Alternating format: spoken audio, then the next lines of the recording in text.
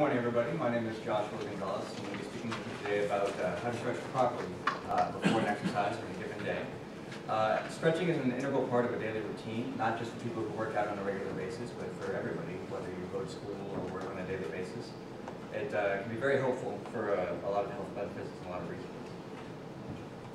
A lot of people don't really understand what stretching is exactly. Webster's Dictionary has 11 definitions for what stretching is. One of the definitions is to extend in length or pull taut the muscles of the body. Now that's okay as a definition, but doesn't really explain what it pertains to as far as working out is concerned. In a more context, from a physical exercise in which a specific muscle group is deliberately stretched in order to improve muscle's elasticity and reaffirm muscle tone. Basically, in general terms, it means it gives you more flexibility, more range of motion, and more blood flow in your daily routine. Obviously, it's more beneficial for somebody who's working out, get more blood flow to the muscles. Also, for people in a daily exercise or a daily routine in class, most of you don't really realize that when you stretch out in class, you're doing that to wake up, to revitalize yourself, to kind of just snap yourself out of that daze that you're in. So it comes in very handy on a daily basis. There are two types of stretching. There's passive stretching and active stretching. Does anybody here know the difference between the two? Anybody? No? Okay, good. Makes my job a little bit easier. Passive stretching is a form of stretching in which an external force exerts upon the limb to move it into a new position. Basically, when you use tools, much like you see right here with the stretchy bands or an outside force to have your muscles stretch to their maximum potential. Another form of stretching is called active stretching. Stretching actively eliminates outside forces involving muscles on resistance and a natural range of motion. This is basically where you're using your own body weight and gravity to exercise the muscles. According to the Sports Journal of Medicine of 2002, active exercising or active stretching is recommended as being safer and more effective for everyday people, whereas passive stretching is more helpful for people who are athletics or athletes and who are athletes. Step 5 is basically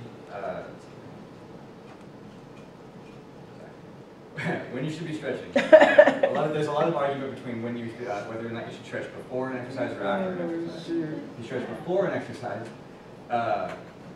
you are limbering up a little bit. You're providing your muscles with the ability to bounce back regularly and get yourself amped up for the workout. As opposed to exercising last, that's more of a cool down. You're going to be able to heal faster as far as muscle restoration and whatnot. Kind of clothing that you should wear when you're stretching out should be loose fitting, or at the very least clothing that gives so as you move to allow for a wider range of motion. Key thing is not to overdo it. Don't stretch beyond your limits. Know your limits. Overextending muscles and tendons can often lead to damage that would basically negate the whole point of the workout or without stretching to begin with. You don't have to wait for exercising to begin to start hydrating. Always have water with you. Stretching is in itself a workout and a good cardio exercise. Failure to do so could lead to serious back pain and neck pain, as well as muscle damage and tissue damage. Obviously, the most important thing you can do with exercising, other than exercising and stretching, is to do nothing at all. A lot of people think that you have to work out every single day to work out muscle groups in excess. The best thing that you can do is actually give your body time to rest, to rebuild, to replenish itself before you go back into the workout. Otherwise, you tend to plateau. Now, I know a couple of you guys are in kinesiology with me. I believe I see you over there and you over there. Do you guys know what plateauing means in the form of an exercise? No? Plateauing is basically where you can work out as much as you want to, but your body's only going to reach a certain amount of potential. By taking those breaks and giving your body time to recover, you can actually reach higher levels of elasticity, flexibility, and athleticism. Let's see. When you're stretching, you want to execute major stretches and major muscle groups first, and then work your way down to the more minor groups second, depending on what weight you're working out. For example, if you're doing the upper body, doing a chest would be a major muscle group, but then a minor muscle group would be, say, the upper pectoral and the lower pectoral. You want to make sure that you get those in there if your chest exercises are going to be taking place that day. Also, a key thing is symmetry. If you're going to be working at the left side of your body, make sure you work out the right side of your body. You don't want to have an uneven distribution of strength in your workouts, otherwise you tend to have more injury. Benefits of stretching include muscle elasticity, increasing blood flow, and more energy, which we've already discussed. Also, it reduces stress. A lot of people who don't usually work out on a regular basis don't realize that when you need to take that minute to go out and stretch your legs and whatnot, that's giving you an opportunity to detense and give your muscles time to relax. In closing,